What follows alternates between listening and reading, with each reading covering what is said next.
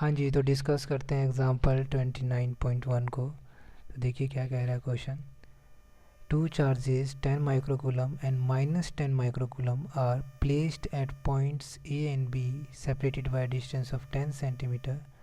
Find the electric field at a point P on the perpendicular bisector of AB at a distance of 12 centimeter from its middle point. तो देखिए question में क्या बोला गया है। आपके पास दो पॉइंट चार्जेस हैं, 10 माइक्रोकूलम एंड माइनस 10 माइक्रोकूलम, जो कि 10 सेंटीमीटर की दूरी पर सिचुएटेड है। ठीक है, आपको एक पॉइंट पी पर इलेक्ट्रिक फील्ड बताना है जो कि 12 सेंटीमीटर दूर है इस 10 सेंटीमीटर के बीचों बीच से। ठीक है, इस पॉइंट पे आपको इलेक्ट्रिक फील्ड बताना है। तो हमें पता है इलेक्ट्रिक फील्ड एक वेक्टर क्वांटिटी है और ये एक तरह की, और ये पॉजिटिव चार्ज से निकलती है और नेगेटिव पर टर्मिनेट होती है। ठीक है, तो इस पॉजिटिव चार्ज की वजह से इलेक्ट्रिक फील्ड इस पॉइंट पर कितना आएगा, इधर की साइड आएगा, मान लेते हैं ई आया। ठीक है, अच्छा, इस नेगेटिव चार्ज की वजह से इलेक्ट्रिक फील्ड इस डायरेक्शन में आएगा, क्योंकि नेगेटिव चार्ज की तरफ इलेक्ट्रिक फील्ड टर्मिनेट होती है। तो इसको भी मैं ई ही मान लेता हूँ। अब ई क्यों मानेंगे हम लोग, यहाँ पर ई जस्ट मैग्नीट्यूड के बारे में मैंने बोला है, ई इसलिए बोला है। देखिए हमें पता है कि ई का फॉर्मूला क्या होता है, के क्यू बाय आर स्क्वेयर। ठीक है, चूँकि यहाँ पर ई जो है, इन दोनों का जो मैग्नीट्यूड है ये दोनों सेम आएगा, इसलिए मैंने ई माना है। क्यों माना है, क्योंकि इसमें चार्जेस भी सेम है दोनों का मैग्नीट्यूड वाइज, और जो डिस्टेंस है जहाँ पर निकालना है वो दूरी भी समान है। अगर ज्योमेट्री लगाएंगे तो ये दोनों, ये वाला डिस्टेंस और ये वाला डिस्टेंस क्या हो जाएगा, सेम हो जाएगा। इस वजह से आप ये मान सकते हैं कि वहाँ पर इलेक्ट्रिक फील्ड ई है और दोनों का मतलब ई माना गया है। ओके, तो हमें बस इसको रिजॉल्व करना है या फिर सॉल्व करना है, जो भी कुछ कर सकते हैं, वेक्टर को सॉल्व करना है, कहने का मतलब ये। तो देखिए अगर ये थीटा माना है तो हम कह सकते हैं कि ये वाला एंगल भी थीटा ही होगा। तो इस ई के दो कंपोनेंट करता हूँ, एक हॉरिजॉन्टल डायरेक्शन में ई कॉस थीटा और एक वर्टिकल डायरेक्शन में ई साइन थीटा। समझ आती बात। वैसे ही जो ये वाला ई है इसको भी आप रिजॉल्व कर सकते हैं वर्टिकल डायरेक्शन में, हॉरिजॉन्टल डायरेक्शन में। तो हॉरिजॉन्टल डायरेक्शन में ये भी क्या हो जाएगा, ई कॉस थीटा। थीटा कैसी है, अगर ये थीटा है तो ये भी थीटा हो गया और ये भी थीटा हो जाएगा। ठीक, अच्छा, इसका भी वर्टिकल कंपोनेंट क्या होगा, ई साइन थीटा। ठीक है, इस तरीके से आपको समझ में आ रहा होगा कि ये साइन थीटा और ये वाला साइन थीटा, ई साइन थीटा कैंसिल हो जाएंगे क्योंकि दोनों इक्वल एंड अपोजिट है। बाकी ये जो बचे यही आपका नेट इलेक्ट्रिक फील्ड इन दोनों पॉइंट चार्जेस की वजह से दिखाएगा। अच्छा, इसकी डायरेक्शन अगर देखें तो डायरेक्शन इस साइड है, तो हम विद रिस्पेक्ट टू जो गिवन चार्ज है उसके रिस्पेक्ट में बात करें तो पॉजिटिव से नेगेटिव की तरफ है। ठीक है ना। ओके, तो हमें पता चल गया ई नेट क्या हो जाएगा, ई नेट हो गया आपका 2e cos थीटा।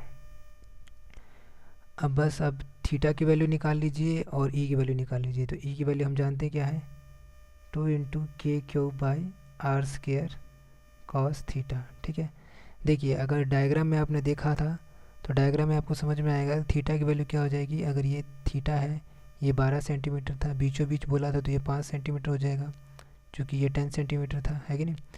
तो ये आपका हो जाएगा 13 सेंटीमीटर। पाइथागोरस लगा सकते हैं कैसे, 12 का स्क्वायर प्लस 5 का स्क्वायर। अगर आप इसको सॉल्व करते हैं कितना आता है, 169।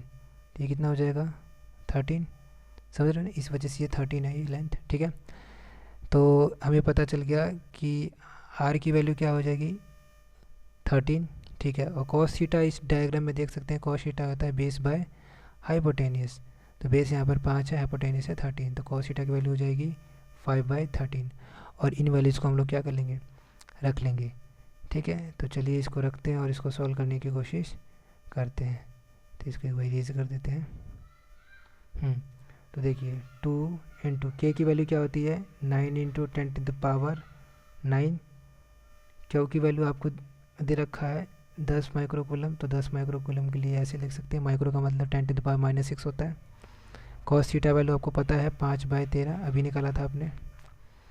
नीचे क्या आएगा, नीचे आर का स्क्वायर आएगा। अच्छा, आपने जो आर निकाला था वो 30 निकाला था, वो सेंटीमीटर में आएगा। इसको मीटर में कन्वर्ट करेंगे तो इसको 10⁻² से गुणा करना पड़ेगा, तो ये मीटर में आएगा। इसका आपको स्क्वायर करना है, तो 13 × 10⁻² का होल स्क्वायर। अब इसको आप सॉल्व करते हैं तो आपका आंसर आ जाता है। तो देखिए इसको कैसे सॉल्व करते हैं।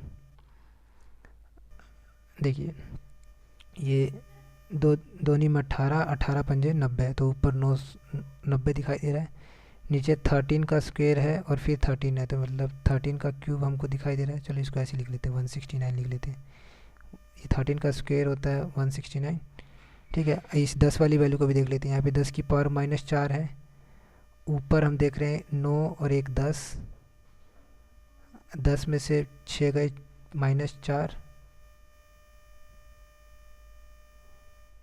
ठीक है, सॉरी 10 में से 6 गए 4, और ये -4 जो नीचे था वो ऊपर जाएगा तो क्या हो जाएगा, 10⁸ बना देगा। तो इस तरीके से हमारे पास वैल्यू क्या आ गई, 10⁸ गुना 90 डिवाइडेड बाय 169 × 13, ठीक है। तो इसको सॉल्व कर लेते हैं, देखिए क्या होता है। तो 90 को एक बार देख लेते हैं, 13 से डिवाइड कर लेते हैं, तो ये कितना आ जाता है, 13 × 6 = 78, 12 0 13 9 117, 3 0 3 दूनी 13 दूनी 26, ओके। तो 6.92 आ रहा है, तो 6.92 × 10⁸ डिवाइडेड बाय 169 आ रहा है। अगर इस पॉइंट्स को हटा दूँ तो ये हो जाएगा आपका 6, ठीक है। अच्छा, और ये 692 डिवाइडेड बाय 169, तो ये 16 पंजे 80 होता है, तो 16 चौके 64, तो 4 पे जाएगा, तो 4 × 10⁻6, या अप्रॉक्सीमेटली आप आंसर निकाल सकते हैं। न्यूटन पर कूलम आएगा, ध्यान रखना इस बात का, ठीक है। तो इस तरीके से आप ये आंसर, ये अप्रॉक्सीमेट आंसर है, पॉइंट में कुछ आएगा, 1 आ सकता है, ठीक है, तो देख लेना। ओके, तो इस तरीके से आप इस क्वेश्चन को कर सकते हैं। Thank you.